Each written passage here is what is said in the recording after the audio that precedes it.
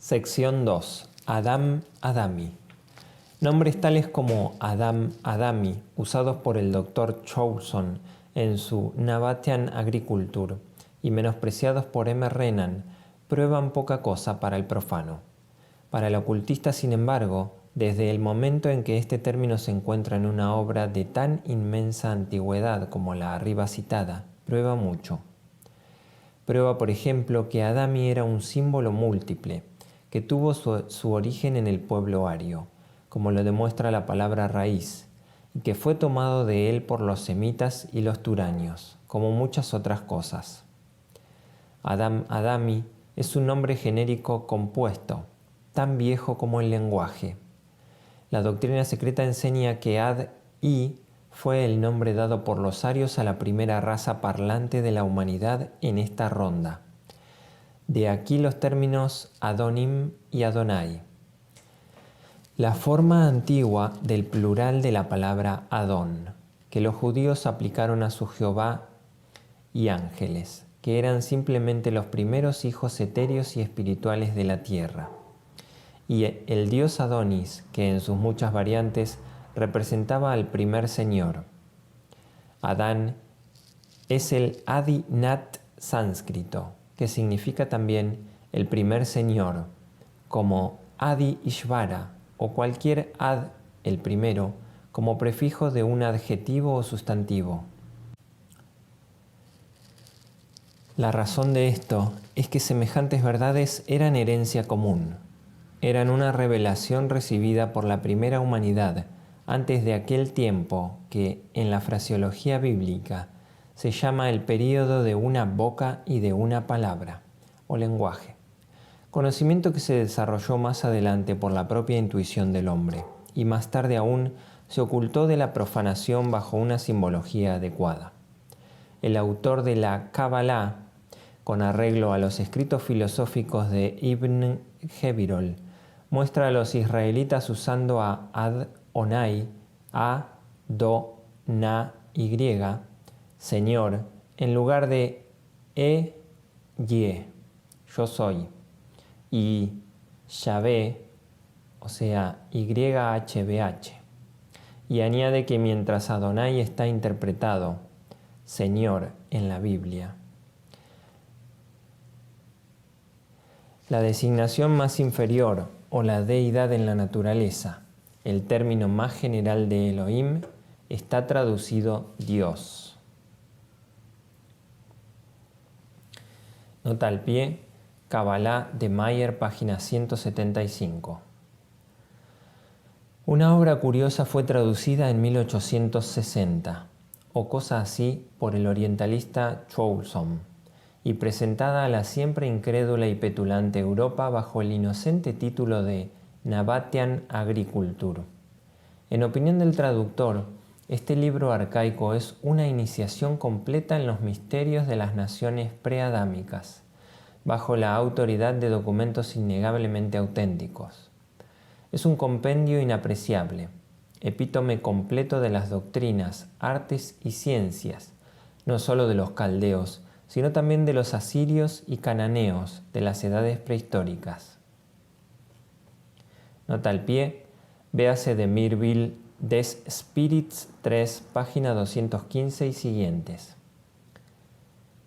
Los nabateos, como algunos críticos creyeron, eran sencillamente los sabeos o caldeos adoradores de las estrellas.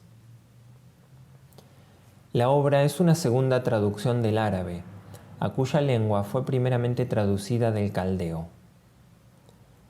Masoudi, el historiador árabe, habla de estos nabateos y explica su origen de este modo. Después del diluvio, signo de interrogación entre paréntesis, las naciones se establecieron en varios países. Entre ellas estaban los nabateos, que fundaron la ciudad de Babilonia, y eran aquellos descendientes de Cam que se establecieron en la misma provincia bajo la jefatura de Nimrod, el hijo de Cush, hijo de Cam y nieto de Noé. Esto acaeció en el tiempo en que Nimrod recibió el gobierno de Babilonia como delegado de Das-Sakak llamado Biurasp. Nota al pie, Obsit y Vid. el traductor Choulson nota que los acertos de este historiador están de perfecto acuerdo con los de Moisés en el Génesis, mientras que críticos más irreverentes pudieran expresar la opinión de que por esta misma razón era sospechosa su verdad. Es inútil, por tanto, arguir sobre este punto, el cual no tiene valor en la presente cuestión. El problema tan debatido y largo tiempo ha enterrado y la dificultad de explicar con algún fundamento lógico el fenómeno de la derivación de millones de gentes de varias razas, de muchas naciones civilizadas y tribus, de 3 parejas, los hijos de Noé y sus esposas, en 346 años después del diluvio. La nota al pie. Véase Génesis y la cronología autorizada. En el capítulo 8, Noé deja el arca, 2348 años antes de Cristo. En el capítulo 10, Nimrod, el primer monarca, aparece en 1998 antes de Cristo. Puede dejarse al karma del autor del Génesis, ya se llame Moisés o Ezra. Lo que es de interés en la obra en cuestión, sin embargo, es su contenido, las doctrinas en ella enunciadas, que son también casi todas, si se leen esotéricamente, idénticas a las enseñanzas secretas. Quatremere indicó que este libro podía ser sencillamente una copia hecha en tiempo de Nabucodonosor II de algunos tratados camíticos infinitamente más antiguos, mientras que el autor sostiene con pruebas externas e internas que el original caldeo fue escrito tomado de los discursos y enseñanzas orales de un rico propietario de Babilonia llamado Qutami, que había usado para estas conferencias materiales aún más antiguos. La primera traducción árabe la remonta Choulson al siglo VIII a.C. En la primera página de esta revelación, el autor o amanuense Qutami declara que las doctrinas que allí se exponen fueron dichas originalmente por Saturno a la luna, la cual las comunicó a su ídolo, y el ídolo las reveló a su adorador, el escritor Qutami, el adepto que escribió aquella obra. Los detalles dados por el dios en beneficio e instrucción de los mortales presentan periodos de duración incalculable y una serie de reinos y dinastías innumerables que precedieron a la aparición de Adami, la Tierra Roja, sobre la Tierra. Estos períodos, como era de suponer, soliviantaron a los defensores de la cronología de la letra muerta bíblica hasta el punto de ponerlos casi furiosos. De Rougemont fue el primero en promover un levantamiento en armas contra el traductor. Le reprocha sacrificar a Moisés ante autores anónimos. Nota al pie, Annales Philosophiques Chrétiennes, junio 1860, página 415. Veroso, dice él, por grandes que fueran sus errores cronológicos, estaba por lo menos perfectamente de acuerdo con el profeta respecto de los primeros hombres, puesto que habla de Alorus Adam, de Siruptros Noé y de Belos Nimrod, etc. Por tanto, añade, la obra debe ser apócrifa y digna de figurar con sus contemporáneas, el libro cuarto de Esdras, el libro de Enoc, los oráculos sibilinos y el libro de Hermes, todos los cuales no se remontan más allá de 2 o 3 siglos antes de Cristo. Ewald fue aún más duro con Choulson y finalmente M. Renan en la Revue Germanique, nota al pie, abril 30 de 1860, le dice que presente pruebas de que su Nabatean Agriculture no fue la obra fraudulenta de algún judío del tercer o cuarto siglo de nuestra era. No puede ser de otro modo, arguye el autor de la vida de Jesús, pues en este infolio sobre astrología y hechicería. Reconocemos en los personajes presentados por Qutami a todos los patriarcas de las leyendas bíblicas, tales como Adam, Adami, Anouka, Noé y su Ibrahim Abraham, etc.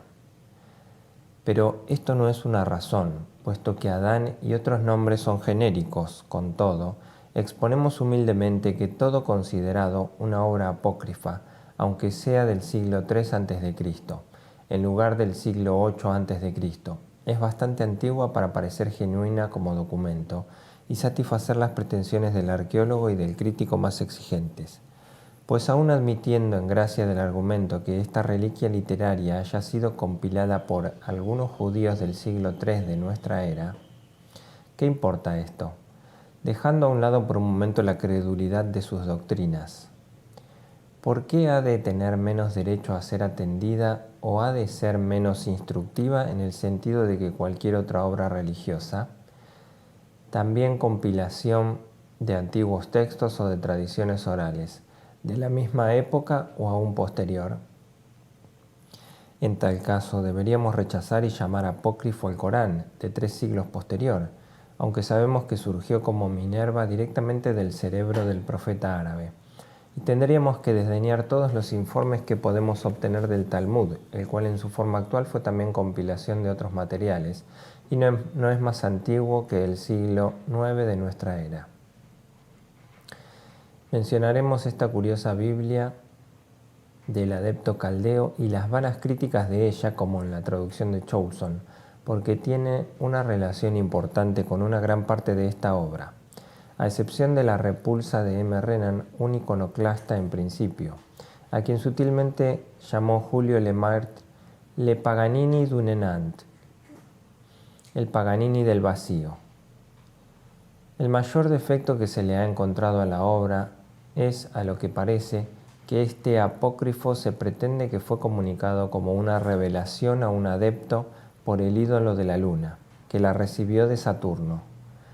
De aquí que, naturalmente, sea por completo un cuento de hadas.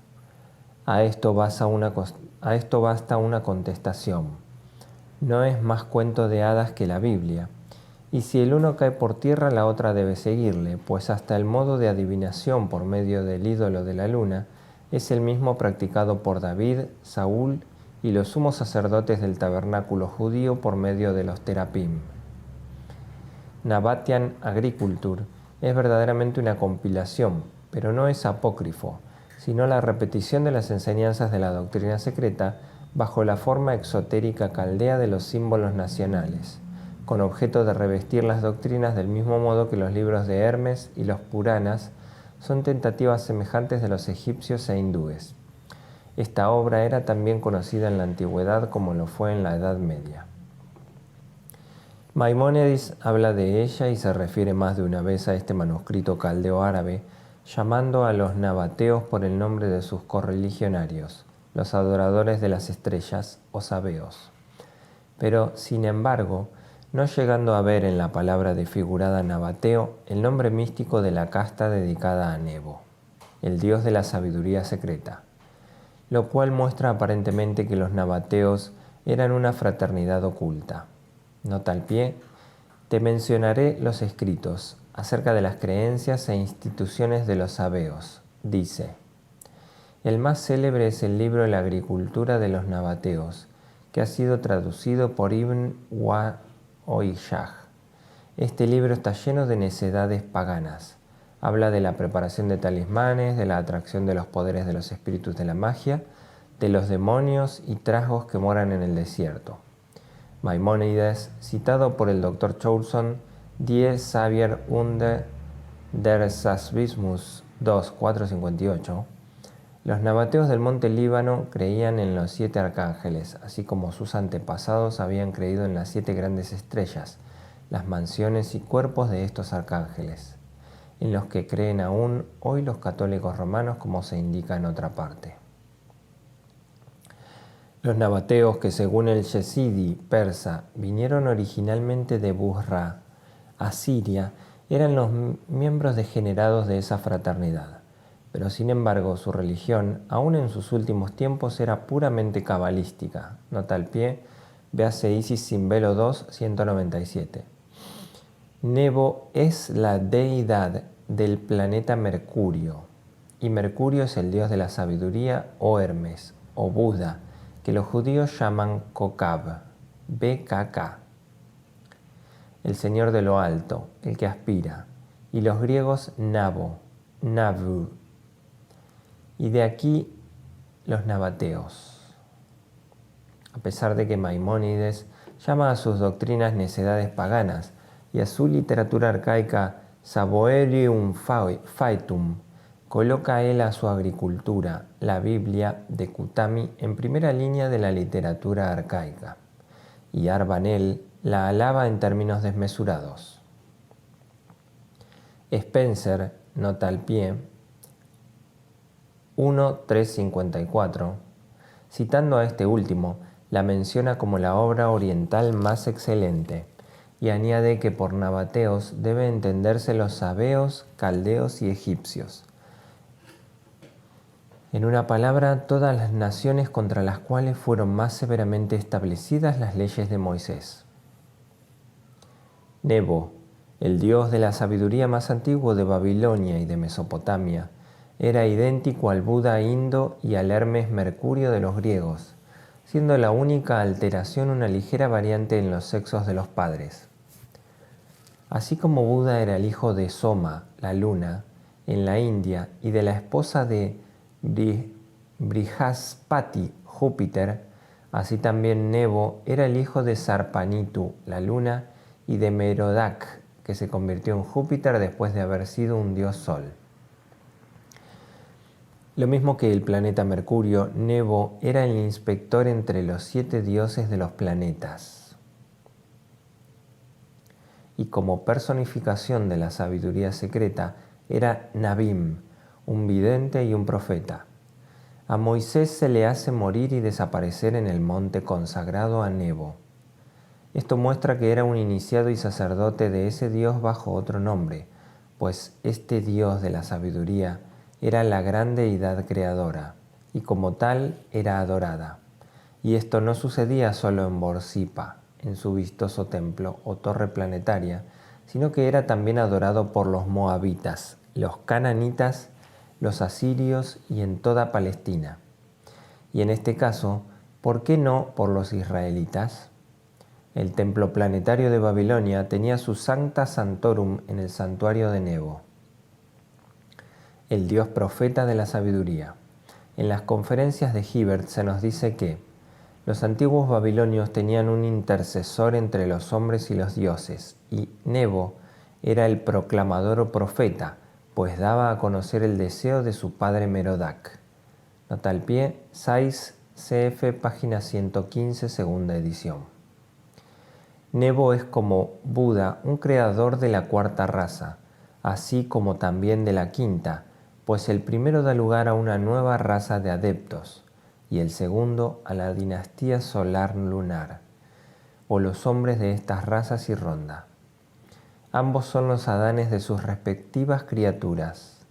Adam Adami es una personificación de Adán dual, del Adam Kadmon paradigmático, el creador, y del Adán inferior, el terrestre, el cual, según lo expresan los cabalistas sirios, solo tenía Nepesh, el aliento de vida, pero sin ninguna alma viviente hasta después de su caída.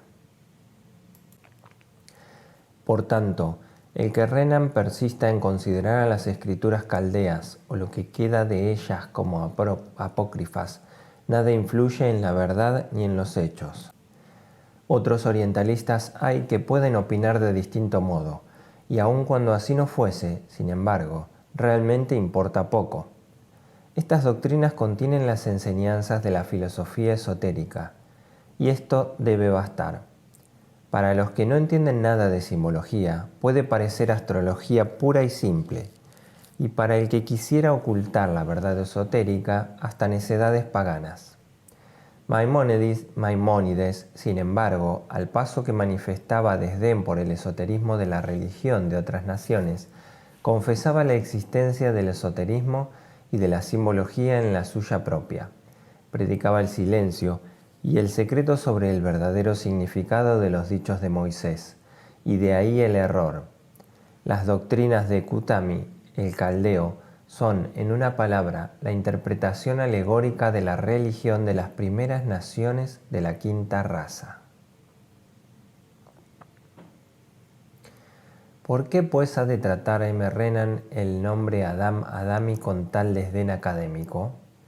El autor de los orígenes del cristianismo no sabe evidentemente nada de los orígenes del simbolismo pagano ni tampoco del esoterismo, pues de otra manera sabría que el nombre Adam Adami era una forma de un simbolismo universal que se refiere hasta entre los judíos no a un solo hombre, sino a 4 distintas humanidades de la especie Adami. Esto se prueba fácilmente. Los cabalistas enseñan la existencia de 4 Adanes, o la transformación de 4 Adanes consecutivos, emanaciones del Diokna, fantasma divino, del hombre celeste, una combinación etérea de Neshma, el alma más elevada o espíritu, no teniendo por supuesto este Adán ni cuerpo grosero humano ni cuerpo de deseos. Este Adán es el prototipo, Tsure, del segundo Adán. Que representan ellos a nuestras 5 razas es seguro, puesto pueden verlo todos en su descripción en la Kabbalah. El primero es el santo Adán perfecto, una sombra que desapareció, los reyes de Edom, producido de la devena Tselem, imagen. El segundo es llamado el Adán andrógino protoplasmático del Adán terrestre futuro y separado. El tercer Adán es el hombre hecho de polvo, el primer Adán inocente. Y el cuarto es el supuesto antepasado de nuestra raza, el Adán caído.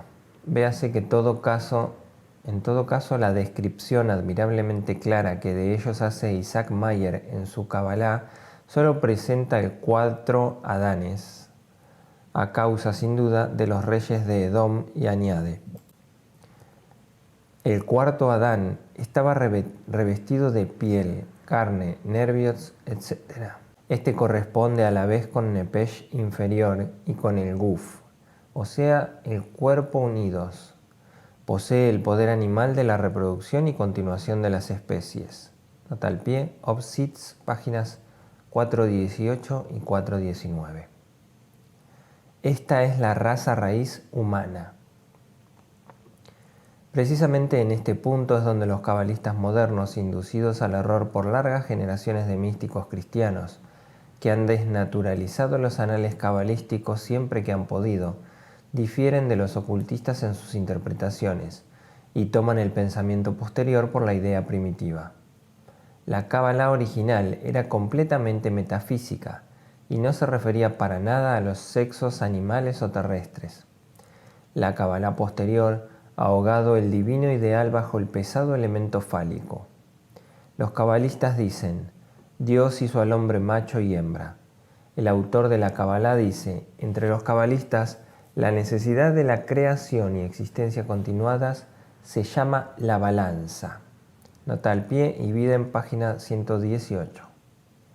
Y no teniendo esta balanza relacionada con Makom, el lugar misterioso, nota al pie, sencillamente la matriz, el santo de los santos, para los semitas, ni aún la primera raza es, como hemos visto, reconocida por los hijos del quinto Adán.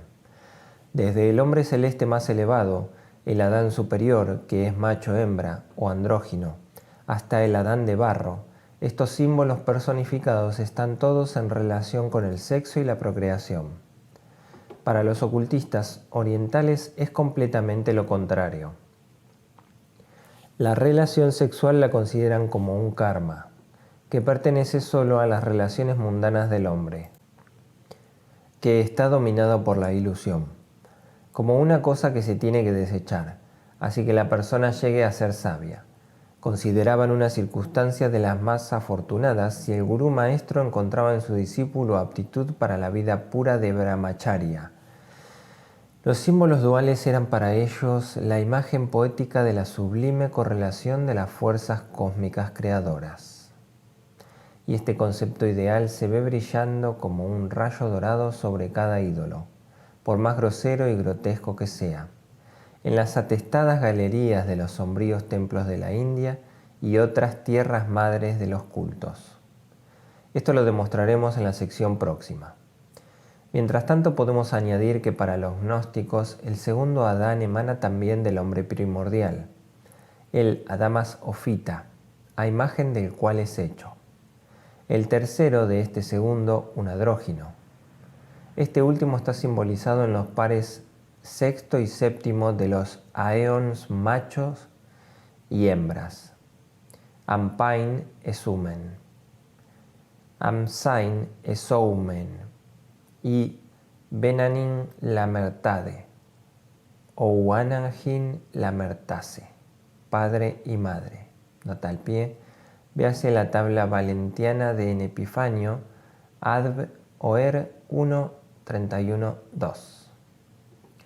Mientras que el cuarto Adán o raza se representa por un monstruo priapeo, el último, que es una fantasía post-cristiana, es la copia degradada del símbolo gnóstico antecristiano de bueno, o el que creó antes que nada existiese. El Priapo celeste, nacido verdaderamente de Venus y Baco. Cuando este dios volvió de su expedición a la India, pues Venus y Baco son los post-tipos de Aditi y del espíritu.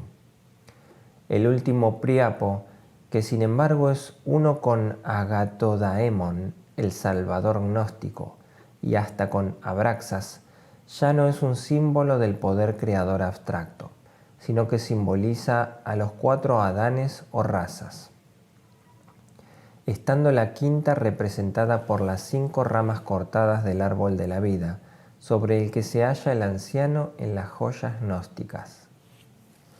El número de razas raíces se hallaba registrado en los antiguos templos griegos por las 7 vocales, de las cuales 5 estaban representadas en un entrepaño en las cámaras de iniciación de la Aditya.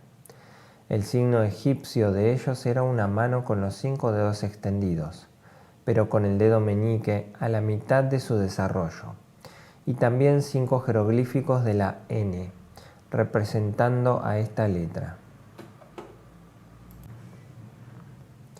Los romanos usaban las 5 vocales A, E, I, O, U en sus templos, y este símbolo arcaico fue adoptado durante las edades medievales como divisa de la casa de los Habsburgos. Nota al pie. AEIOU Austria est imperare orbi universo, o Austria está destinada a mandar sobre el mundo entero. Orgullosa divisa de la casa de Austria. Nota del traductor. Six Transit Gloria.